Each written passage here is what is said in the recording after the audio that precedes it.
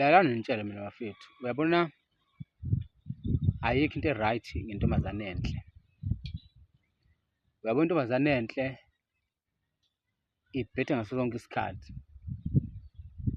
Uyazi ukuthi intombazane enhle isebenzisa ukuthi inhle ngaso sonke isikhathi, ikakhulukazi intombazane nje esuke izazivela ukuthi inhle, isebenzisa ukuthi inhle ngisho nixabana, yabo, uthola ukuthi niyaxabana nje, yona izokusebenzisa ukuthi uma ingasiphumela emnyango, uma ingasiphume nje la ngaphandle, izothola indoda entsha, inezeshe nje yona enqwaba, enabantu abaningi abayifunayo.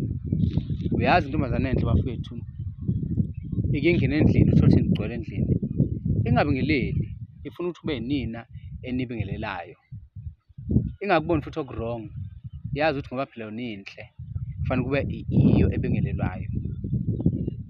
So ngike ngisho nje bafethu ukuthi yabona intombazane, ingakho futhi amantombazane amahle isikhathi esiningi awagani. Intombazane enhle ayikho into eduma ikhanda lawo ngaphandle kokuthi inhle kuphela, yabo. Ngaso sonke isikhathi ihlezi icabanga lokho nje ukuthi yona inhle.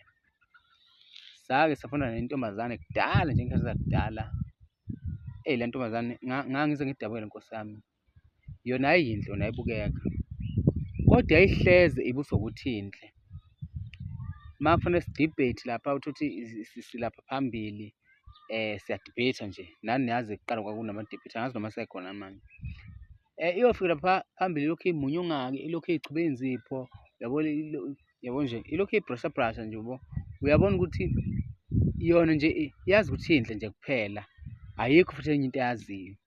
Yebo bafethu, ayikho into e-right ngomuntu omuhle.